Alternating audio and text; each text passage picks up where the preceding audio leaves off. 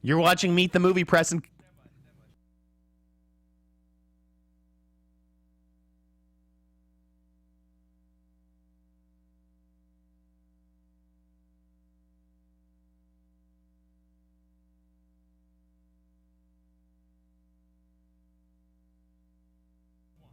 You're watching Meet the Movie Press, and coming up, we're going to be talking about Matt Reeves directing the Batman, a Nightwing movie, and a whole bunch of stuff going down in the X-Men universe.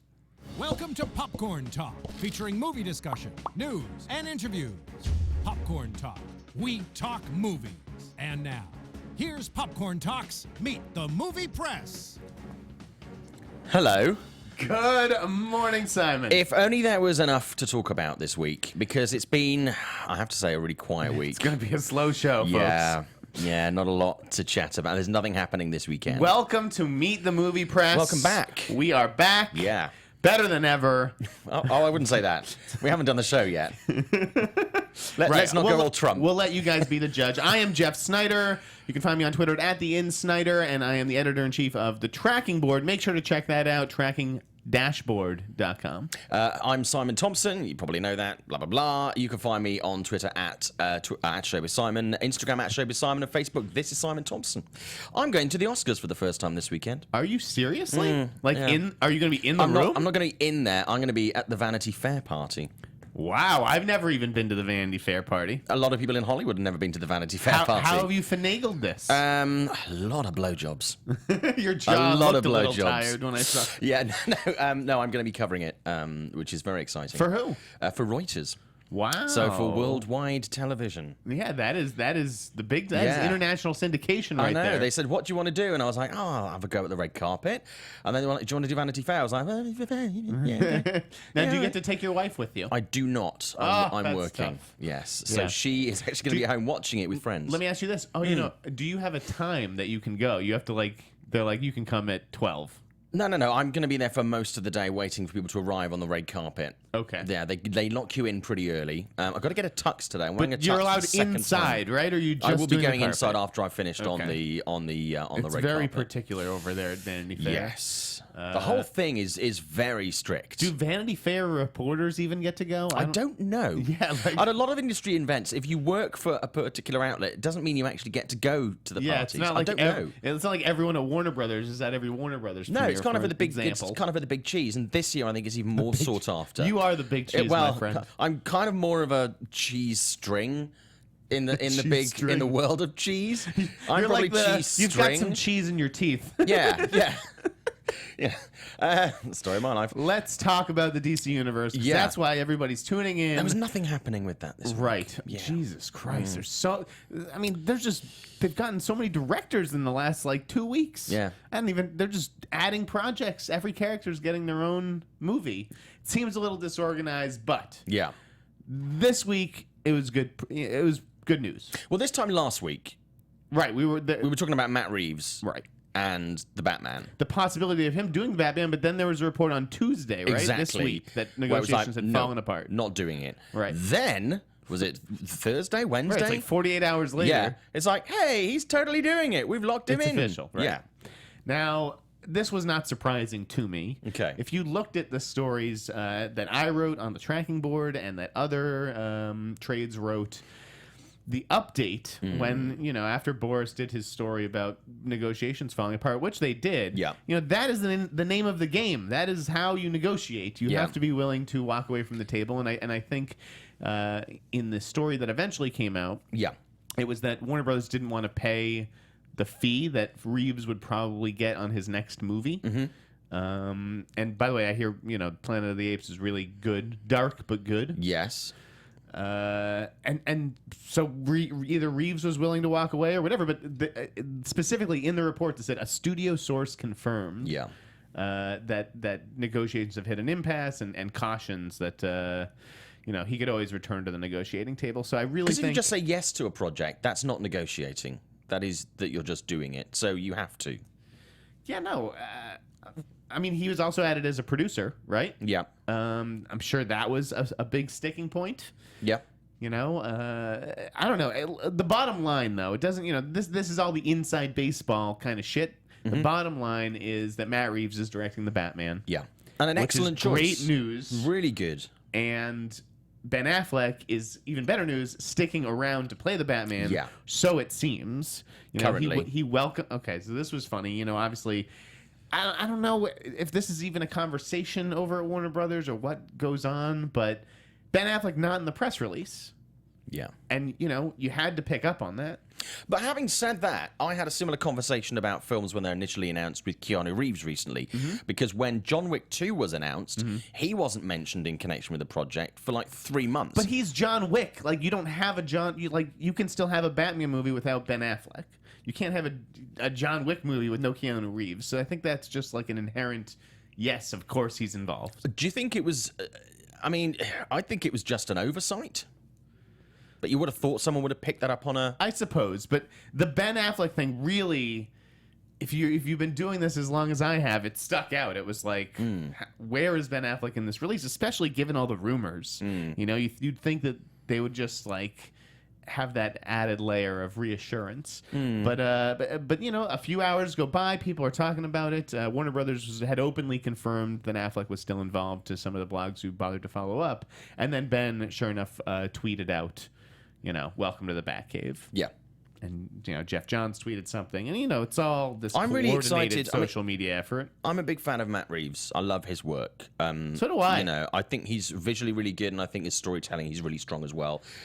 He brings out the best in characters. Cloverfield? Yeah. Let the one, whatever the hell it was called. Come on, let me in. Yeah, the remake of Let the Right One In. One Apes movie that was really good. Yeah. Another Apes movie that looks great. Yeah.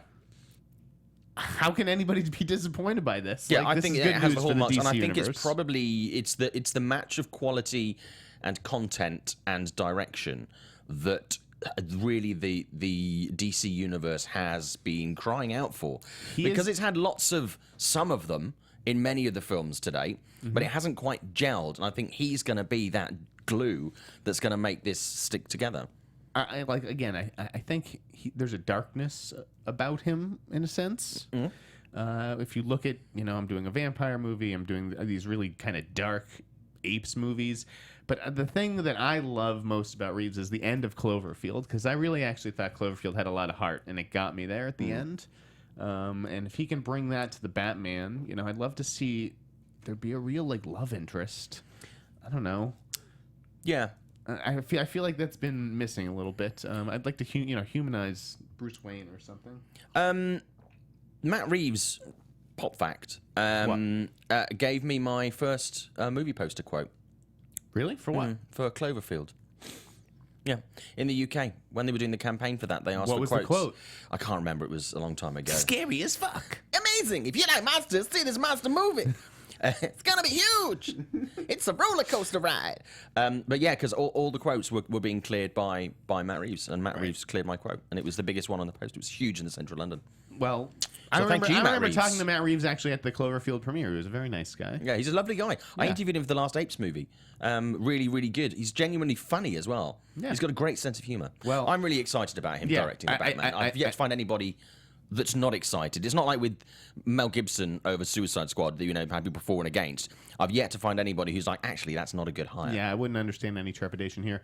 And then a couple hours later, yes, it's like everyone's talking about Batman, but over here, Hollywood Reporter working on a major story.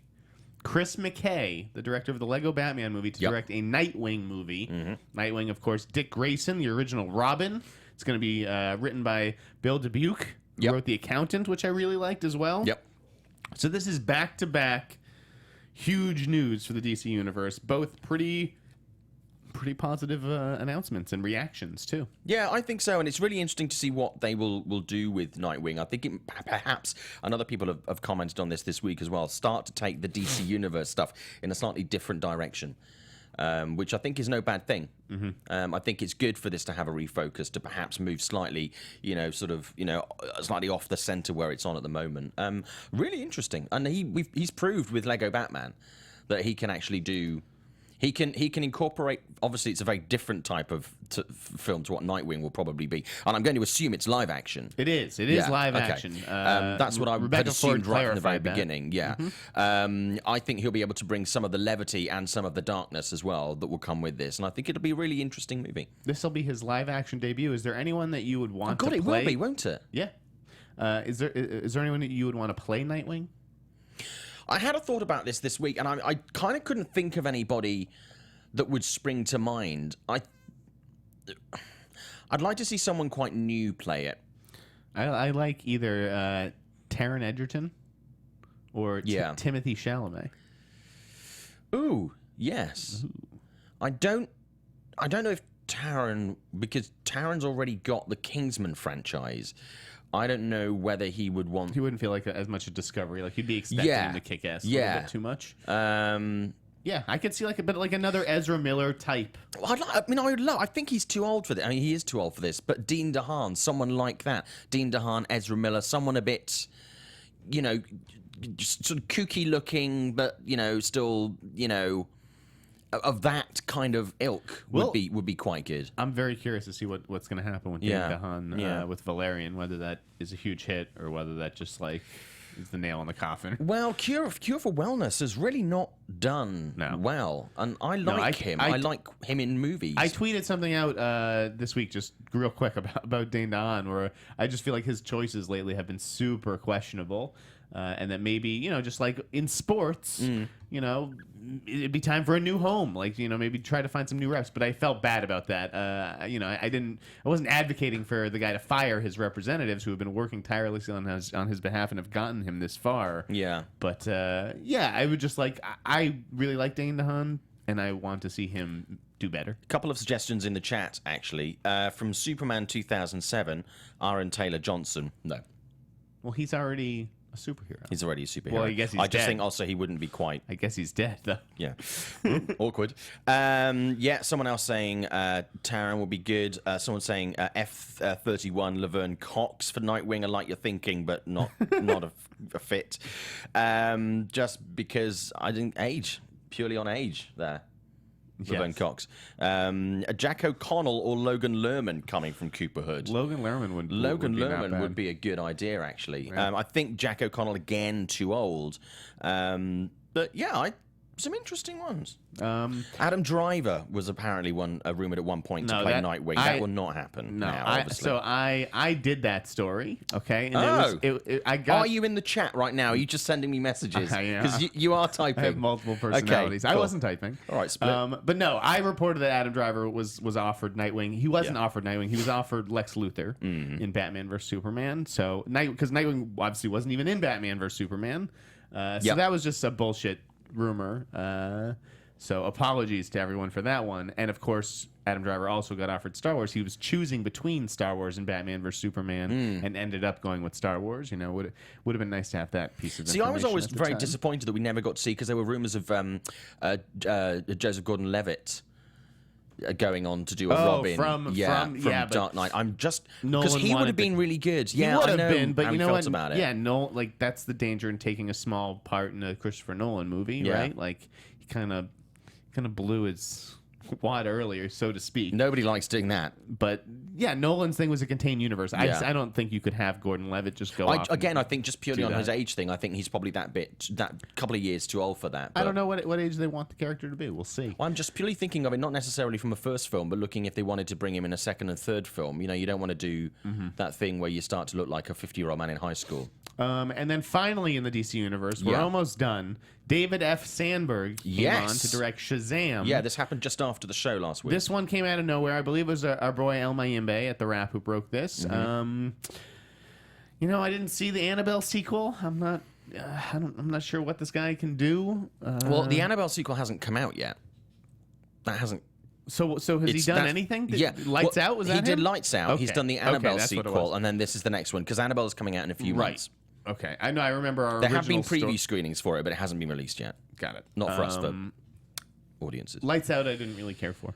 I really enjoyed that, you see. And I really spoke to him, and I spoke to him, actually, it was at Comic-Con when I did the interview for Forbes, and I really liked what he did from the short. It was a film that I wasn't expecting a huge amount from. It had some moments. And it had some really strong, really likable moments. I did not like Annabelle, but from what he told me about what he was planning to do, I'm very interested to see what he's doing with Annabelle too. And I would like to see him move away from horror.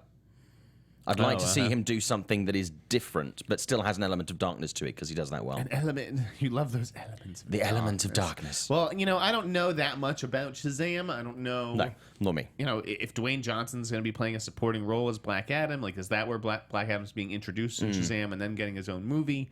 And Shazam still hasn't been cast, so they actually went with the director first here. Very rare for Warner Brothers. Yeah. Yeah, I don't know. I don't have any strong opinions about this, so. I hope it's not just a film about the app.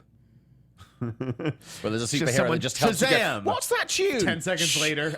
You'll find that's Kitty and the Bottleman. I will download that. Yes, lovely. Let's change universes. Okay. Let's hop over to the X-Men universe. Let's do that. Where Collider has just dropped a whole bunch of scoops. Now, we'll start with Simon Kinberg. Yes. Simon Kinberg rumored to be writing and directing the next X-Men movie, which is also rumored to be about the Dark Phoenix saga. So we know Simon has written the script. Mm-hmm. That's a fact. I have been told that it is about the Dark Phoenix saga. Okay. I've heard the same thing that Collider has. Then there's the point about him directing. So Simon Kinberg has obviously overseen a bunch of these X-Men movies, and some have been good. Yes. Particularly Logan, which comes out next week. Yes, I saw that this week, by the way. We're going to talk about that later in the show. Because the reviews are out and it is fair game. Obviously, we will steer clear of spoilers, but Logan's amazing, and he deserves some credit for that. Yeah. That said, he also came in to save Fantastic Four. That save didn't really work out. Yep. He hasn't been able to get Gambit off the ground. Some of these, he produced The Martian. He worked on The Martian, which was a Best Picture nominee, but some of the X-Men movies like Apocalypse were just atrocious. So I'm torn as far as what Kinberg can bring to it. He's never directed anything before, though. Yep. And that's why I'm skeptical that he is going to ultimately direct this. I don't see how you give a huge movie like this, which you need to work, given the last X-Men movie and how fucking awful it was. You need it to work. I think you need a more experienced hand. I think Simon needs to cut his teeth on something a little bit smaller before graduating to something like this. Okay. The way that Collider... I'm sorry, I'm rambling here. No, it's fine. But the way that Collider reported it was that Simon Kinberg is looking to make his directorial debut. That was the language that they used. Yeah. And he wants to do it. He's like, listen... I wrote the script. I've been producing these movies. I'd love a crack at it if you guys are willing. But Fox hasn't said yes yet. He's not in talks. Because the talks will begin once Fox decides it wants him to direct the movie. I think there is skepticism. And if they did want him to, yes, wouldn't they have already given it to him? Wouldn't they have already assigned it to him? Because Hollywood Reporter says that this dance has been going on for months. Okay, I have to be very careful what I'm saying here about this, because I had some conversations about this last night, which I'm not allowed to talk about. I don't know whether this will be the one that he starts his directorial career with. Yeah, I'd be very skeptical. I just can't see Stacey Sneider doing that. I know he has a lot of clout on that lot, but... I think we have yet to find out what he will make his directorial debut with. Okay. Maybe pre-existing content might be something new. I don't know what Simon's getting at. He's being very coy. Yeah. And the internet is going to... Only because I know about some stuff that's happened this week that is not going... It's not a scoop, and I don't want to betray confidence. We'll talk about the off the record. But yeah, I agree with you on what you're saying. I don't think that will be the one that they will give him, and I think at the moment, especially being protective of X-Men, as this franchise appears to be after stumbling a little bit, getting back on track. It needs it. This is not where you put someone who is doing their first directorial project at the helm. Yeah. As much as he understands the material, which he does, even though it doesn't always turn out right. Right. I think that is too much of a gamble for a studio right now. One of the points, though, that I think, I forget if it was Collider or Hollywood Reporter, one of the people who picked this story up, it's that the talent would be more receptive to returning, knowing that someone that they've worked with before, like Simon Kinberg, would be there, and that is a fair point. the talent obviously cares about the director. The director, like in the Mel Gibson Suicide Squad movie, the director cares about the talent. Yeah. I don't know. We'll see if this works out. But the X-Men universe, it seems like there's just a lot going on. So you have Simon Kinberg in this next X-Men movie about Dark Phoenix. You have Josh Boone doing a New Mutants movie. Now there's news that Joe Carnahan is writing another X-Men movie called X-Force. X-Force. Excuse me. Listen, I don't know the fucking difference. I don't know. It just seems crazy. We have X everything. There's Legion on TV. There's another X-Men show that's on Fox that's casting up. Whichever way this sort of cookie crumbles for Simon, I don't think we're going to see whatever it is for 3 years at the earliest, because this slate is full.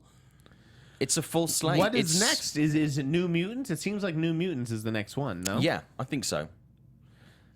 Well, also, I mean, Sophie Turner was talking recently about starting work on the next X-Men movie within the next Dark Phoenix one. Yeah.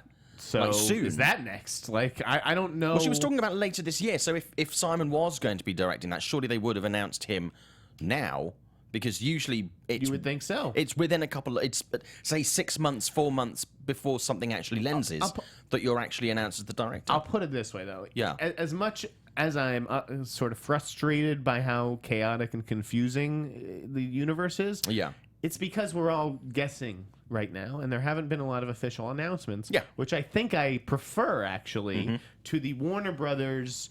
You know, here's the universe. Here's the 6 movies we're going to be making, the Flash, Cyborg, or whatever. And then, oh wait, now there's a Deadshot movie, and now there's this Gotham City Sirens movie, and now there's a Black Adam movie, and now there's, it's just like they're making it up on the fly, and they're sticking, they're putting themselves into that hole where like now, if they don't make the movie, it looks like there's a problem or something. Like X-Men has steered clear of those official announcements about anything. Yeah, seemingly giving it more freedom. And then the other news in that universe is that Drew Goddard has come on as a consultant for the Deadpool 2 script. Yeah, not an uncommon move in the industry. Again, like it's not. These writers show these things to their friends. Maybe there's enough involvement where the friends are like, maybe I should get paid for this. What is quite funny is, for people who aren't necessarily totally au fait with how these things work with the industry, I mean, this kind of move is not... It's not at all uncommon on a movie, and often, even with major studio movies, there are people that come in and add lines or ask to get to contribute content or review scripts. Judd Apatow is a prime example of this. Judd Apatow has a mass of scripts that he is paid to look at, polish, add stuff, give opinion on, give notes or whatever. His name will never appear on the credits. Sometimes they will, and it kind of depends on the deal that you do over what he's looking at and how much the involvement is. Right. So this kind of consultancy, this kind of extra pair of eyes happens every single day in Hollywood. Sometimes they add something, sometimes they don't. Sometimes the notes that are provided actually are adhered to, and sometimes they're completely discarded. So it doesn't surprise me that this is happening, because it's a solid pair of hands. Right, but it's I don't another think we set should of read too much experienced into it. eyeballs. And well, Ryan Reynolds took to Twitter and he was like, Wernick and Reeves are still definitely the writers of this movie. They're still working on it. And it seemed like that initial report sort of got scaled back. Like it was like he's come on to write the script or rewrite the script, and he's more of like a consultant. Yeah, it's an extra pair of eyes, an extra bit of spitballing, but it just happens to be a name that people would want to include in a report there. So I don't think we should... It's like this whole thing of reshoots that we covered last year is like, don't read too much into reshoots. Stuff gets reshot or redone or tweaked all the time. So... what else is going on? There's still so much more comic book movie news. Hellboy 3 is dead, Simon. Can you believe it? Oh, what? This was a surefire hit. I didn't see that coming. Yeah. Guillermo finally he was just tired of talking about it, I guess. Next you'll be telling me we're never going to see that 3 Men and a Baby sequel that Steve Guttenberg's been talking about. He didn't even leave a glimmer of hope either. He was just like, this movie is never happening, and I don't think it should. Yeah, he's like, I don't want to do it. Studios don't want to do it. Who was crying Cast out don't want for to do a third it. Hellboy movie? Both of them, actually, they weren't bad. No, I enjoyed them. They were fun movies. But they weren't good. Come on. They were okay. And a studio at the moment, if you're a studio, you don't want to put out a film like that would take quite a bit of money to do and then not get the returns on it. Listen, you can't have... As much as I enjoy them. You can't be putting that kind of comic book movie money into a Ron Perlman movie. I'm sorry. No. Elsewhere on TV. Yeah. I'm not going to pronounce this dude's name right, but Iwan Rheon? Iwan Rheon. Iwan Rheon. Yeah. Wow, thank you for getting that. It's all right. So, I guess he's going to star in Inhumans. He is. Yeah. I was going to say, you got Inhumans, right? No, Yeah. his name is basically it's a Welsh, it's a derivative from Welsh language, so wouldn't be very common over here. Right. But yeah, no, that's good. I'm really Not familiar with the guy, but no, he's done some TV. He's probably better known in the UK than he is over here. Okay. I believe he was in Misfits in the UK with the original TV show The Misfits. So he's kind of not completely unfamiliar with this kind of superhero territory kind of thing. He was in Game of Thrones, I believe, as well. So I think he's an interesting choice. He's someone actually going back to Nightwing, who would be someone who's got experience in the industry, has a little bit of stuff behind him, and would be quite interesting to look at for a role like that. He's got the physique, he's got the build as well, I think he'd be possibly... I don't like these anonymous European... This fresh talent. These anonymous Europeans. Coming over here. Who is fucking Iron Fist? Who is that? Mr. and Mrs. Fist's The son. kid, the guy from Game of Thrones. I don't even know who. I don't know who starring the as actor Danny is. Rand.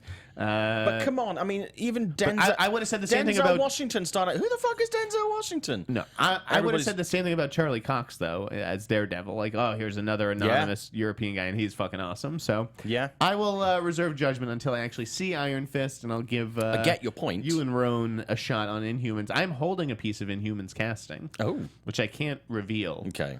But I'll let the internet just go. I'll give this a little morsel out. I hope they won't get mad at me. Can we play out the equivalent of Guess Who? Is it a man or a woman? It is a veteran. I'm not even going to say whether it's a man or a woman. Okay. It is a veteran of the television show Lost. And that's all I'll It's say. good to see Josh getting work. It's good to see Josh Look at Lucas you. getting You're work. trying to get it out of me. I'm not going to budge. I'm just saying, Josh. A Lost veteran, I think, Yeah. is getting a big role in Inhumans. Cool. That would be good. There's like 80 people in Lost, so good luck figuring that out. Here's Yeah. Speaking of awesome television shows, remember Friday Night Lights?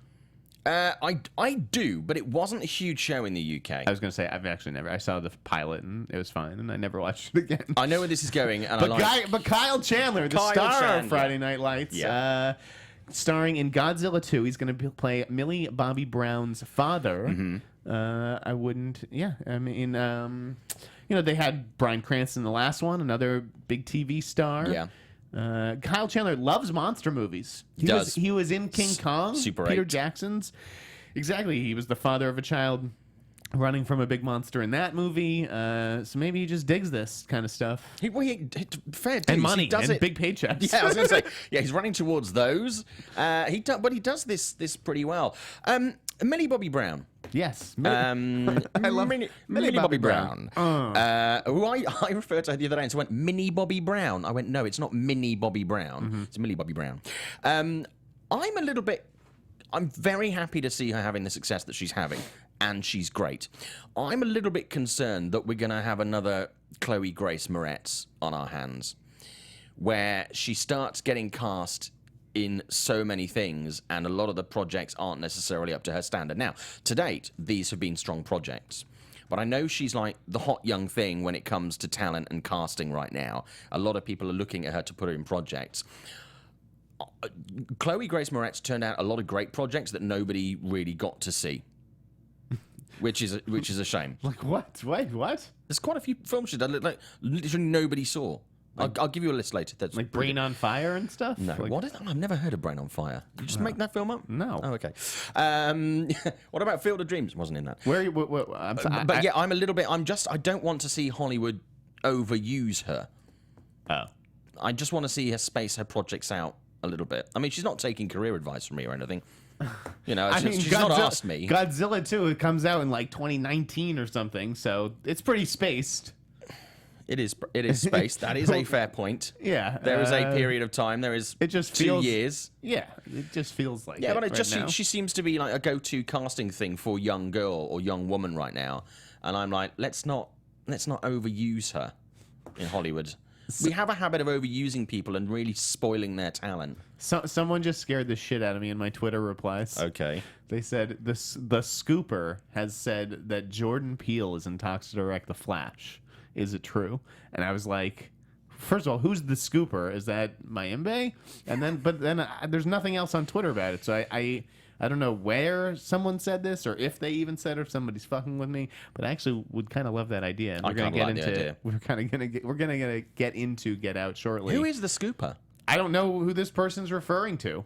I don't know what to make of That this. sounded like a 90s Disney But movie. Who is the scooper? That's why I zoned out for a second. I was like, Yeah. wait, what is this? Yeah, so anyways, Legendary conjuring up a really good cast for Godzilla. Yes. Yep. Read into that what you will. Let's jump over to Disney. Okay. A lot of stuff going on at Disney. First up, Donald Glover and James Earl Jones. This broke just after the show last week, didn't it? Yeah. John Favreau kept us working late.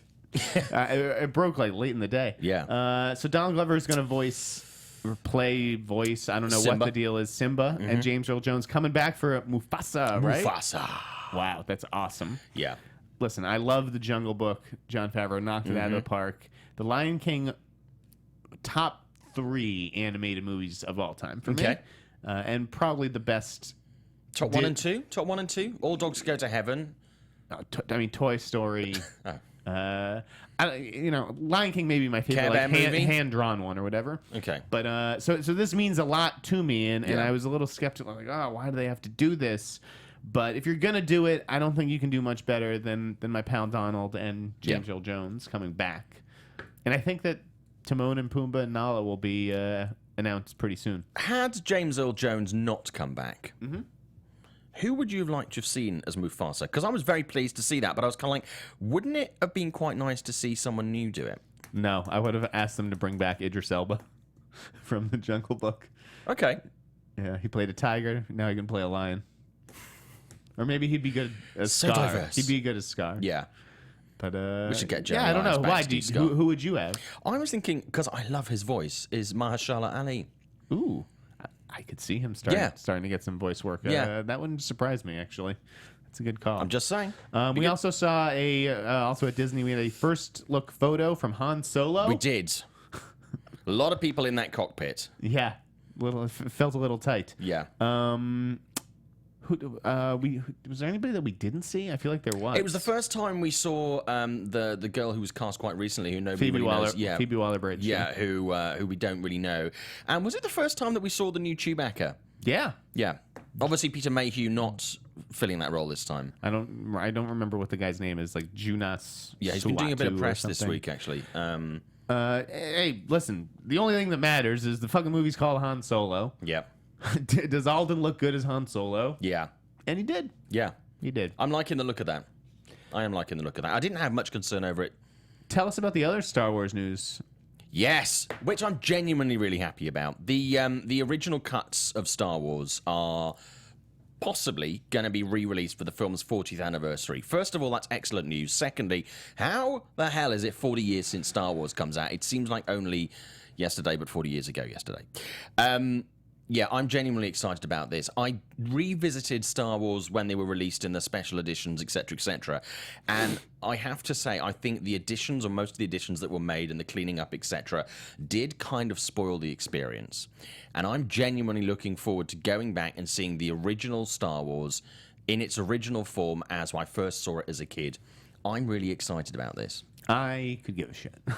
Really? I don't care about Star Wars. I went to a goddamn Angus screening this week. That's the anniversary that I care about. Angus, not Star Wars. I know. You're just like Jeff. You're just such a weirdo. I know. No, I mean, Angus is great, but I don't think in Star 40, I don't think in 40 years' time they're going to go, hey, who wants to see an Angus? Today's Angus Day. Angus, yeah, the original cut of Angus. No, nobody's asking for that. Not even the cast of Angus. Well, Jesus Christ! I had a great time with Charlie Talbert this week. Excellent. I love that movie. Excellent. So all the Star Wars fans can rejoice. Although, it just seems, I think I was reading this in The Ankler, maybe, which is Richard Rushfield's new newsletter. Okay. Another plug for him. I'm just really enjoying it. It's just like, how much Star Wars celebrations can we have? Like every anniversary. More. It's just like a celebration year round for Star Wars. It gets to be a little much. And then finally at Disney, or I don't know, there may be one or two more. Yeah, There are a couple to add, things. yeah. Beauty and the Beast. Yeah. Tracking for $120 million opening. Big weekend. Yep. But it's less than on that weekend? Batman versus Superman. I was going to say, I was actually That a was little 160? surprised. First of all, tracking this far out, it's like, what's the fucking point? Yeah. I mean, it premiered in London this week, so it started doing maybe the press it's not tour. that far out, then you're right. No, it's like 3 weeks, I think. But I don't know. I would have expected to see this at like 150 or 60. I think Disney's being a little bit conservative on Modest. this. I think they're trying to be a little bit modest because they did this with Rogue One, they did it with Force Awakens. They're kind of holding back a little bit, and I think because they're doing well, and I think they don't want to get egg on their face, so I think they're holding back. I could see it easily being 140, 160. I mean, pre-sales for this are through the fucking roof. Yeah. And again, I didn't see Cinderella or Maleficent, but I want to see Beauty and the Beast. So I think that it's actually going to get a bigger male audience than both of those movies had. And I think it's also going to have just more of a widespread appeal as a film, aside from a live action remake of a Disney movie. Yeah, it's going to do just huge numbers. It's going to outgross Jungle Book. It'll hit. And I think cross off a the billion. back of things like La La Land, where the fact that people who wouldn't usually consider going to see a musical, but that's a good would, point. I would didn't think then about want that. to go and see this and go, okay, well, I don't hate all musicals. I don't want to claw my face off. So you'll get extra bums on seats for that. I think also you're going to see a lot of people going and doing repeat visits for this in the first couple of weeks. So I think I can see that too. I think drop off is going to be quite small over the sort of second, third, and fourth week. So I think it's going to hold pretty strong. What else is going up against this in the weeks afterwards? A lot of movies are kind of steering. No, Kong opens the week before. Yeah. Okay. Life, I think, is the week after. Yeah. You see, I think with Kong and I think with Beauty and the Beast, I think Life is going to struggle to get a top spot. I think that's going to open around a 3, because I think Kong is going to have a strong weekend. Reviews for that are embargoed until next week. But I can see this really holding on to the top spot for a couple of weeks. Yeah, Definitely, we'll see. very easily. But I think 120 is is about 20 million lower than I thought it was going to be, to be honest with you. Yeah. But I'm genuinely excited I don't to think see it. I don't think Disney's worrying. Speaking of money and Disney, Yeah. Wall Street Journal had a great piece, which is something that I really wanted to write back at the old job, is that Disney made a deal for Split, that they did give Universal permission to use the Bruce Willis character. Yes. They didn't think much of it either, because No. Split was like a $5 million movie. They're Yep. like, whatever. Now it's a huge movie that's grossed like $200 million worldwide. Yeah, it would open with 2 million domestically, and I'll go through this again later because it's in context to Get Out, which comes this week. It was 2 million opening and then went on to 40 million, which they were not expecting. Had a 2 million opening weekend, went on to do What do you 40 mean? million domestic. What are you talking? What? Split. What? Were you talking about Split? Yeah, $2 million opening weekend? What do you mean? No, a 2 million Thursday. Thursday. Sorry, Okay. Thursday. Yeah, Oh, okay. yeah. Yes, Then it went I on to see. a The 40 Get Out numbers are similar. I see Yeah. what you're saying. I apologize. But so now Disney wants a piece of the action on the Split sequel. Yes. I don't blame them. I think that this did better than they were expecting. Yeah. When I called over there initially, after I first saw Split, it seemed like it caught them off guard. Although maybe, I don't know. But it was good to see somebody get to the bottom of that. Like that there are financial implications there, and that Disney did give its consent and everything. Because I was just so curious as to how that arrangement worked out, and why they would let Bruce Willis's character appear in a Universal movie. Be interesting. I think also there's going to be a couple of films that Bruce Willis has up his sleeve. I think there's going to put him back more towards being a more of a I'm pumped for Death appealing. Wish. Yeah. I'm actually really looking forward to the Death Wish remake. Yeah, I think that's going to put him back onto being more of a box office, an independent box office draw in his own right, I think, which is going to be good and overdue. All right, let's talk about some movies. Now, did you see Logan? I did see Logan. I saw it this week. Okay, so let's be careful not to spoil it. Yeah. But reviews are out. We Yes, they can are. talk about it. Yeah. Simon, I thought this movie was fucking incredible. What did you think? I loved it. I did absolutely love it. It's funny. I know a lot of the reviews that came out straight after the very first screening. Was it week before last? Because it obviously premiered at The embargo Berlin. lifted a couple hours after our show. Yeah, I did really enjoy it. I wanted a little bit more from Stephen Merchant as Caliban. Good character. Oh, he I was good. hoping for. I loved his sign off. Yes.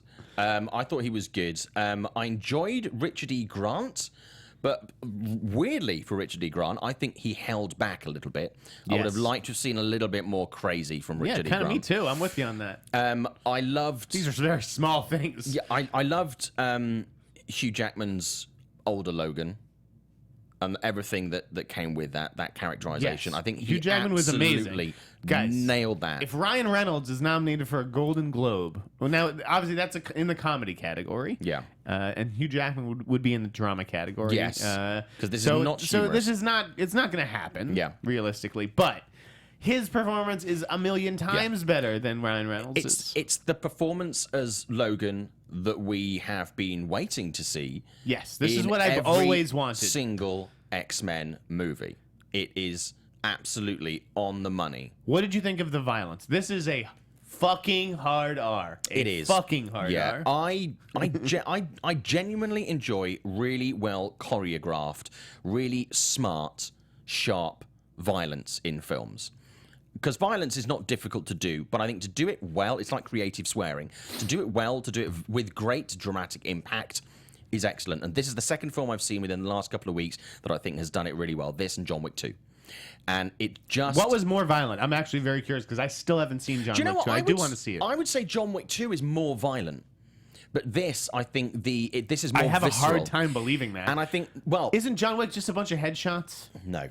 No? No. There's a lot of really creative, really beautiful violence. There are multiple decapitated heads in Wolverine. This said, there is... Oh, yeah, there are not decapitated heads. Multiple heads. There are not decapitated heads that I can recall in John Wick 2.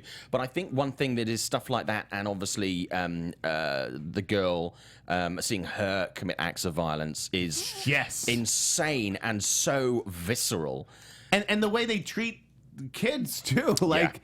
There are guns put to kids' heads in this movie. It is brutal. Yeah, it was fucking nuts. But it was great. Patrick Stewart. So good. So good. So good. Absolutely flawless. Yep. There are so many elements of this that absolutely come together. The whole thing is just beautifully drawn. I don't even know. Why is Simon Kinberg godfathering this X-Men universe? I'd give the whole thing to James Mangold. Yeah.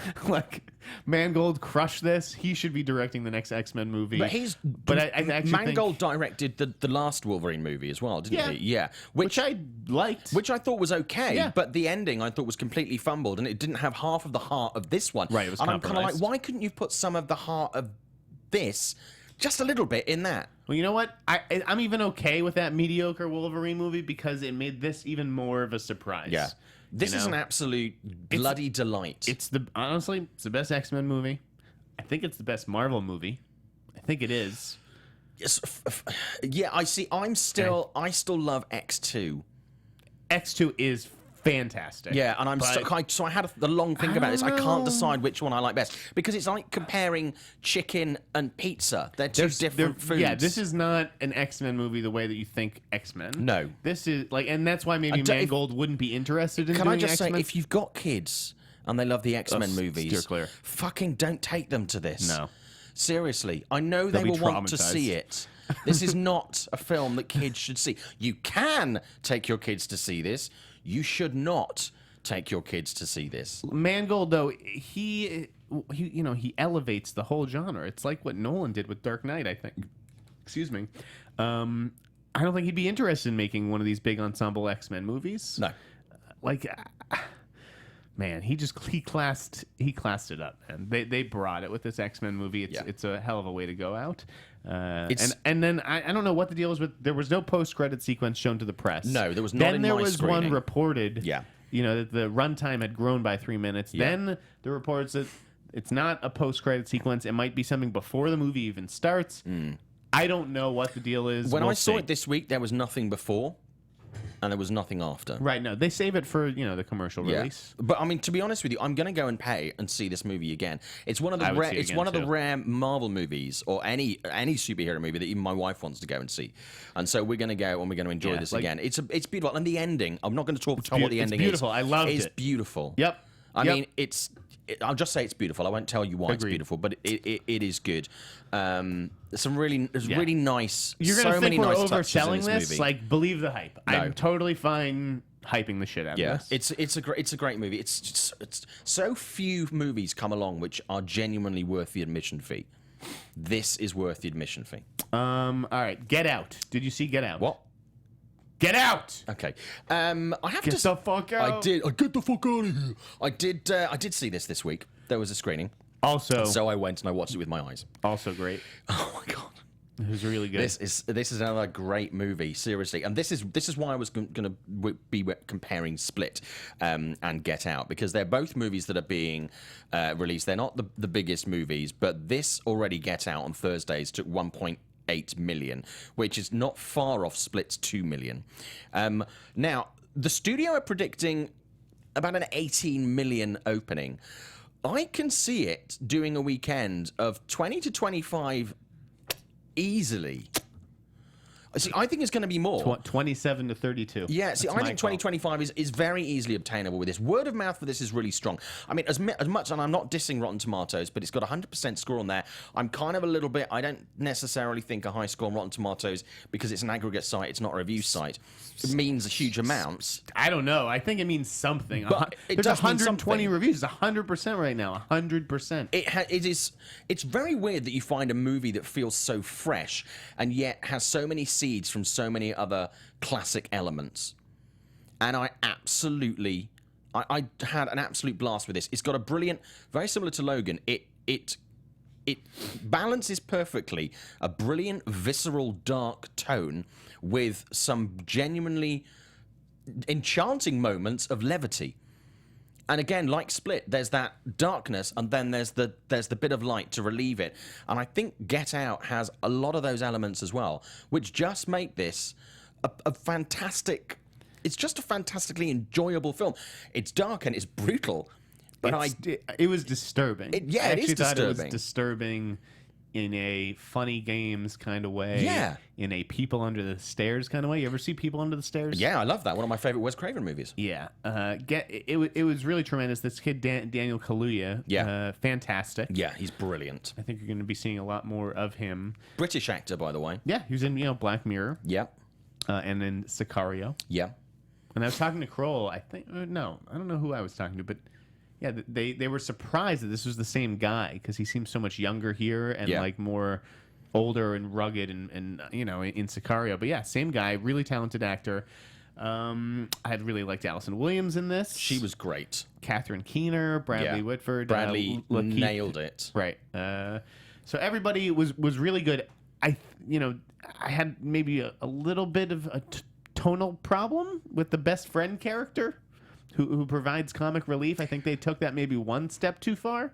I can see that, but I did kind of enjoy that, because I think sometimes the moments of tension were so tense, Right, and that you had to go from one vacuum to the other vacuum. So it was like big laughs, big sheet of hands. I thought it was great. I was really impressed. Again, Yeah. This is Jordan Peele's debut, and So strong. He wants to keep making movies. Yeah. By the way, and I'd heard someone was at the Q&A with him recently. I think it was maybe the creative screenwriting Q&A that Jeff Goldsmith runs.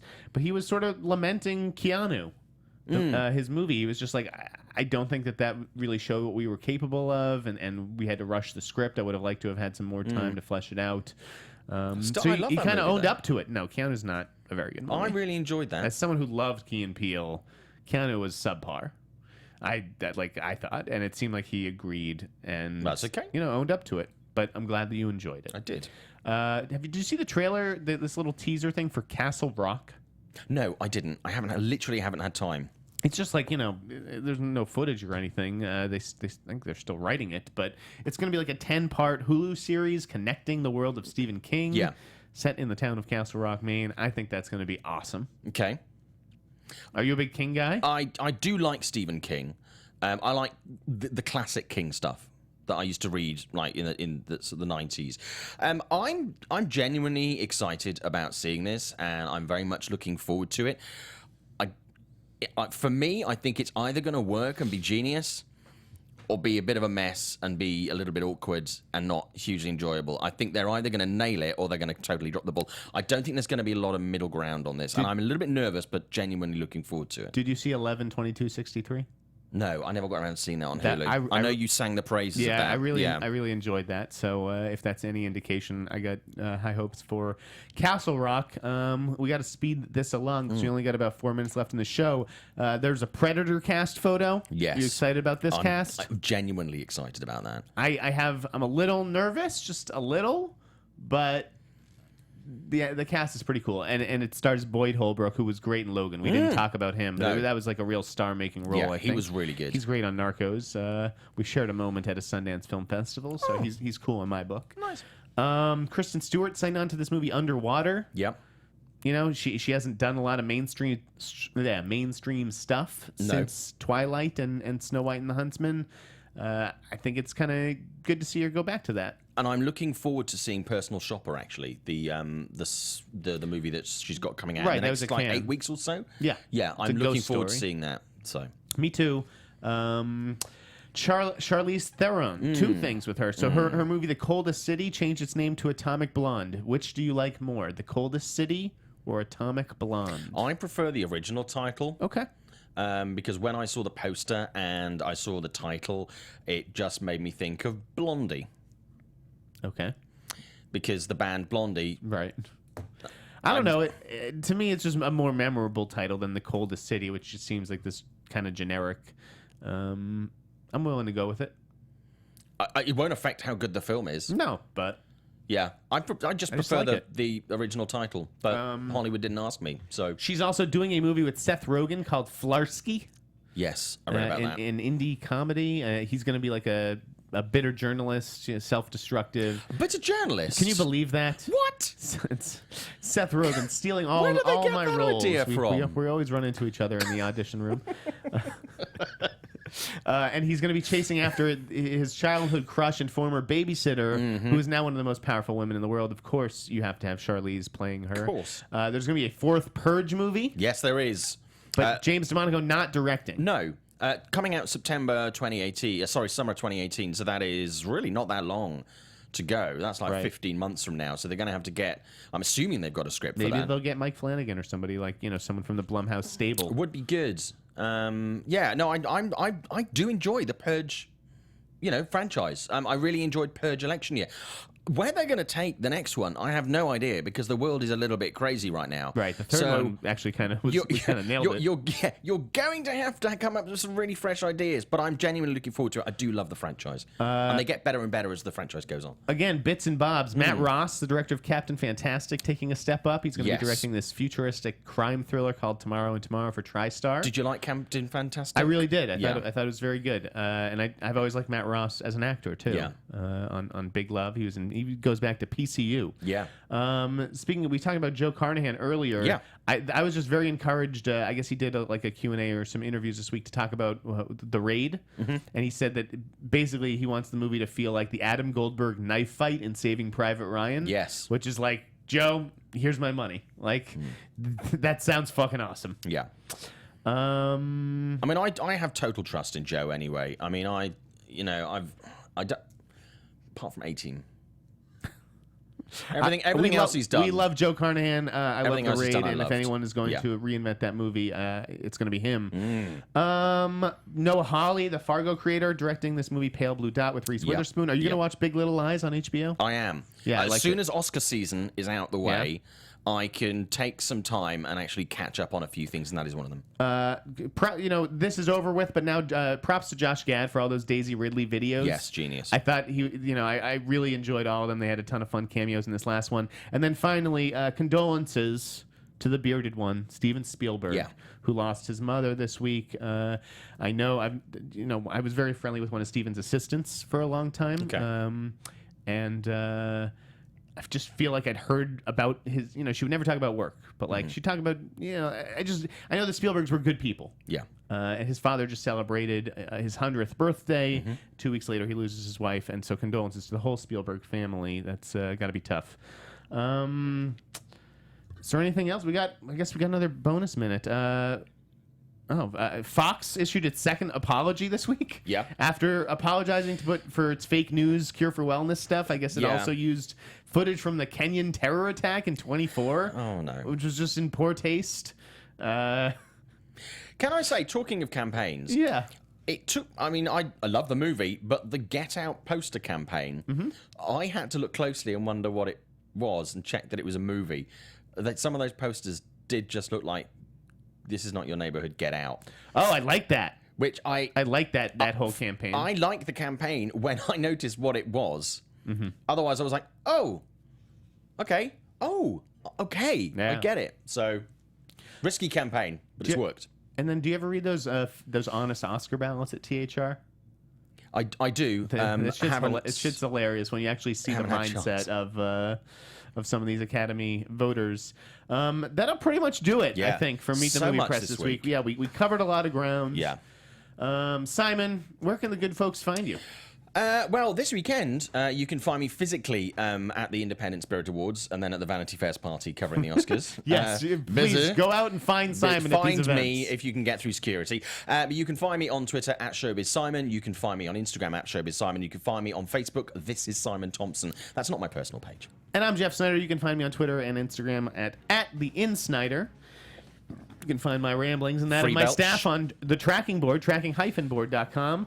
Thank you guys for listening to the Popcorn Talk Network. As always, make sure to rate, comment, subscribe. And tell your friends. We want to hear from you, or at least Simon does.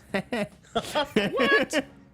And have a great weekend, folks. Remember to see Get Out, get pumped for Logan. Yeah.